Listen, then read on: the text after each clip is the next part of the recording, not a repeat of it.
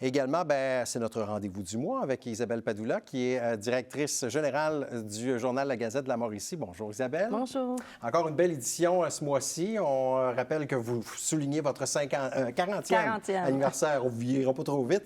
40e anniversaire cette année. On va commencer tout de suite avec un éditorial. Et là, on voit ça rarement dans les éditoriaux où vous êtes plusieurs à écrire l'article. Vous faites consensus sur l'opinion qui est donnée dans le texte. Et là, cette semaine, en fait, ce mois-ci, on parle des quartiers vivants plutôt que des tours d'ivoire. Ça a rapport avec le quartier Trois-Rivières-sur-Saint-Laurent. Exactement. Donc, un texte de la table éditoriale sur ce nouveau quartier-là, Trois-Rivières-sur-Saint-Laurent, qui est situé au confluent du Saint-Laurent et de la rivière Saint-Maurice.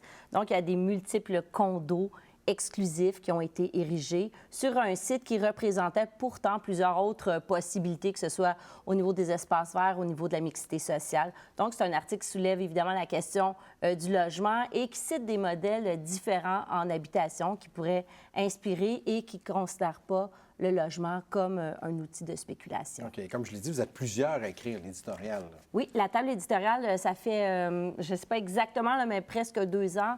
C'est un groupe de personnes qui se réunit à chaque mois, au lieu que ce soit une seule personne qui écrit l'éditorial. Puis il y a vraiment un processus de réflexion, de consensus aussi, pour arriver à ce que tout le monde soit bien à l'aise, là, que son nom, le nom des membres est cité à la fin du journal. Faut que tout le monde soit d'accord. Exactement. Il y a quelque chose à faire avec ça, là, un topo, un reportage là-dessus, ça serait intéressant. Sur la façon que se structurent ces textes-là, c'est vraiment... Il y a toujours une chronique économique aussi avec Alain Dumas qui est toujours fort intéressant aussi dans le journal. Là, on démystifie les mythes sur les retraités, les personnes âgées également, économiquement parlant, qu'on peut avoir. Des mythes économiques à l'endroit des personnes aînées, on en a toutes déjà entendu. Les aînés sont riches et gâtés, les aînés ne paient pas d'impôts, ils coûtent cher à la société, mais qu'en est-il au juste? Donc, Alain Dumas fait le point sur la question, entre autres sur l'âge de la retraite, qui ne cesse d'augmenter au Québec, sur le fait que plus de la moitié des aînés ont un revenu imposable.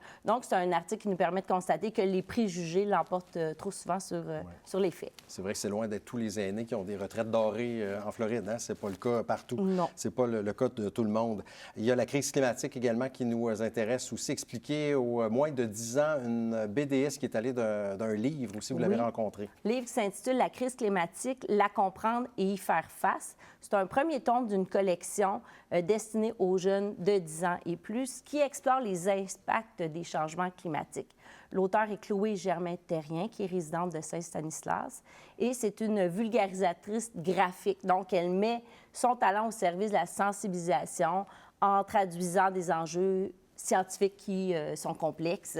Donc, elle les transforme en concepts qui sont plus faciles à comprendre. Pour les tout-petits, pour les plus jeunes. Exactement. C'est un livre, la journaliste Anne-Sophie Bataillon le précise, c'est un livre qui s'adresse aux 10 ans et plus, mais évidemment qui suscite la réflexion chez tout le monde là, qui en prend connaissance. Oui, tout le monde va y trouver son compte, exactement. C'est sûr.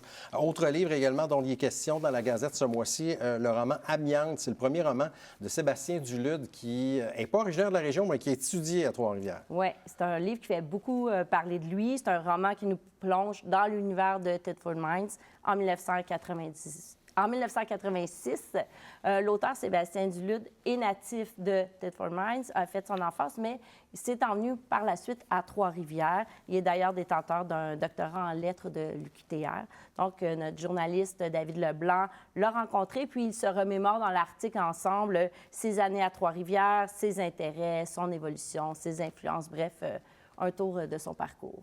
Et là, également, Guy Brière, auteur, compositeur, interprète aussi de la région, que vous avez rencontré. Il y a une portion vidéo aussi qu'on peut aller visionner sur le site. Exactement. En 2 parties, il y a un article rédigé par Elisabeth Leblanc-Michaud qui l'a rencontré, qui aborde avec lui son processus d'écriture, l'importance de la langue française, son rôle de producteur également. Avec les productions GB, il gère une quinzaine de musiciens et de groupes. Et en complément de cet article, j'ai réalisé avec l'équipe de Nuit TV une entrevue que vous pouvez visionner sur le site de la Gazette, sur notre chaîne YouTube, où on voit Guy Brière, artiste, entrepreneur, et son surnom qui est dessinateur de chansons. Oui.